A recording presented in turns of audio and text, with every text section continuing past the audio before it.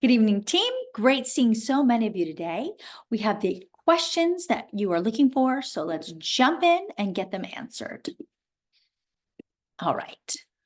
Here we are in the exclusive right of sale listing agreement. Let's jump on in. I said that we were there, but I was not really telling the truth. Okay.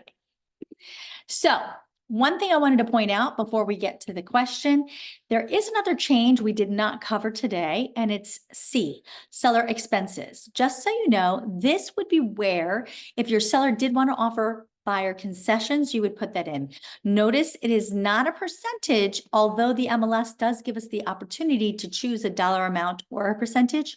Here in the listing agreement, it only gives us a dollar amount. Okay, now let's jump right into section 8. As we were discussing today, this in fact is calling for the total amount of commission if in fact they have selected 10A, meaning Mr. and Mrs. Seller, our service professional fee for our listing side would be 3%. Okay. However, how much would you choose to offer for the co-broke?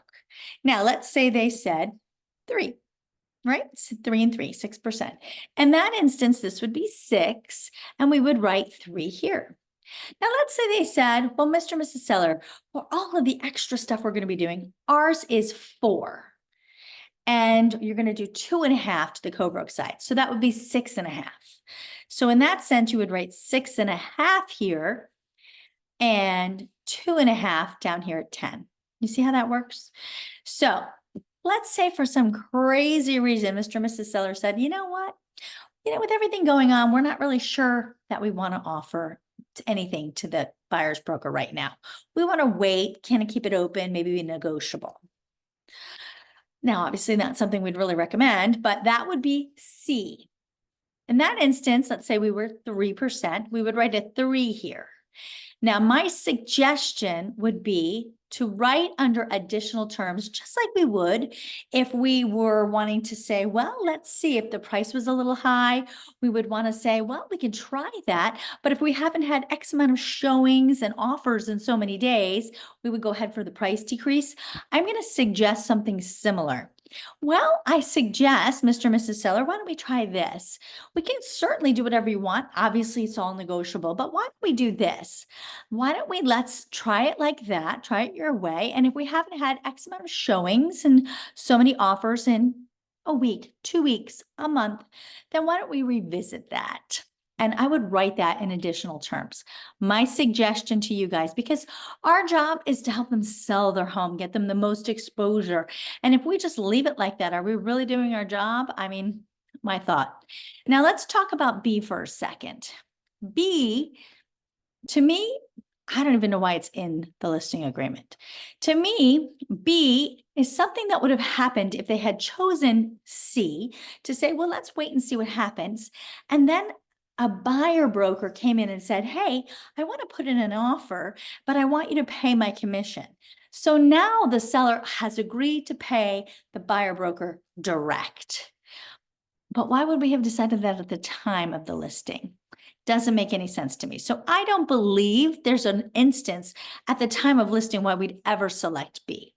Now, let's also talk really briefly about 2 other things. One, what forms we would be using if we select A, or in the instance we just spoke about, B. So if, like in the first instance, we have selected A, what we need to be using, of course, is the buyer broker to seller broker.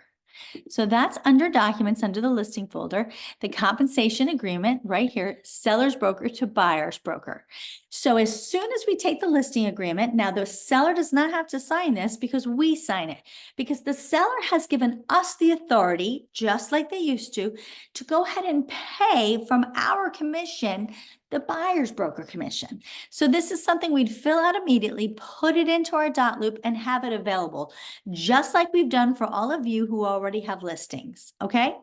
That's what that is. Now, On the other case where they've decided later, after they waited to see what would happen if they made the commission negotiable, right? That is when the seller decides to pay the broker direct, and that is seller to buyer's broker. And that is this form where we're not paying from our commission to the buyer's broker. The seller is going to pay them direct, but all of it comes out at the HUD anyway. It all comes out at the closing on the Ulta. So it's not any different. It's just that it's not coming out of our commission. All right. So that is the different forms.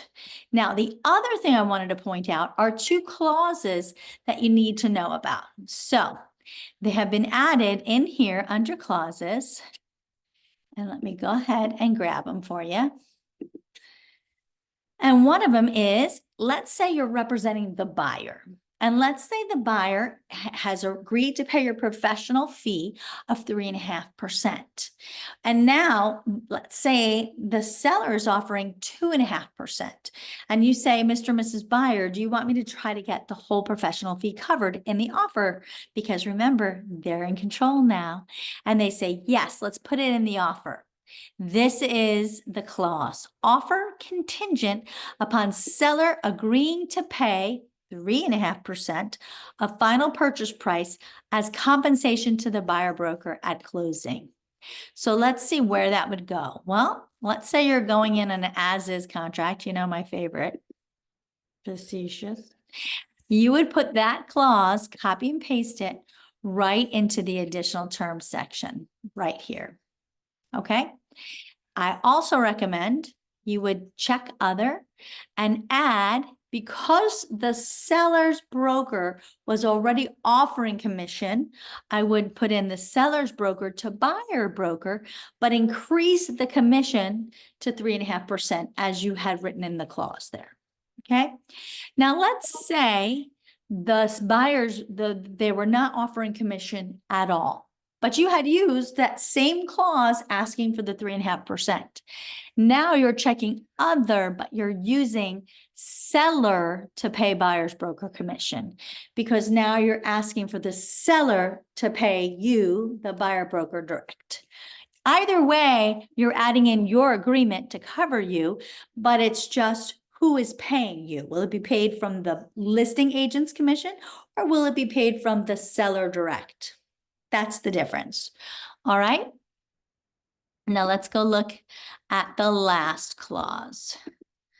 The last clause that we have in here to take a peek at is the one in case you are representing a seller and the seller says, I'm not going to offer compensation.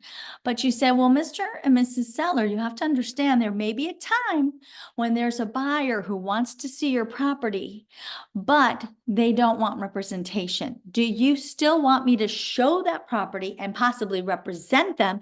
Or do you want me to let them go and not represent them? Because if you want me to represent them, you're going to need to pay me to do that. And they said, well, yeah, I want you to do it because I'd rather take the sale. This is that clause we spoke about.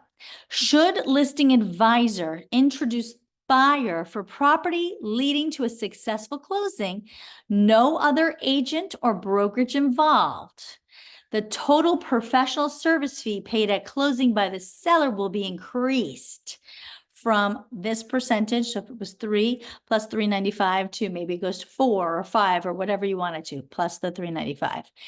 Now, this is the key. You still need a broker-buyer agreement because you're putting in an offer. But the difference is that buyer has been a kind of a pain in the neck, right? And they said, I don't want you to represent me. I don't want to. This is the case where you don't need to use the buyer-broker agreement or the single property agreement, although that is always my preference. This is when you can use the buyer listing advisor representation agreement. And this says the property, the length of agreement, the agency disclosure with transaction brokers, the brokerage fee. It explains that there is none because you're simply working for the listing agent, directly assisting buyers as part of your professional fee for the seller. So there is no compensation being offered for the buyer's broker. And that's what this is. That's simply all it is. So there's no buyer broker fee. There's zero for that. You're just getting paid to represent the seller. Okay. I am not a huge fan of that. I think that's going to be a huge one-off, but that's what that is. That is the buyer listing agent advisor agreement. And you would only use that only if you were going to be using this clause right here. Those two things work together. If you guys have any questions, again, we're going to be having training on Wednesday, 10 a.m. in Dr. Phillips, in person or via Zoom. Plus we have our cue cards. Very excited. So I hope to see you there. Have a great rest of your evening.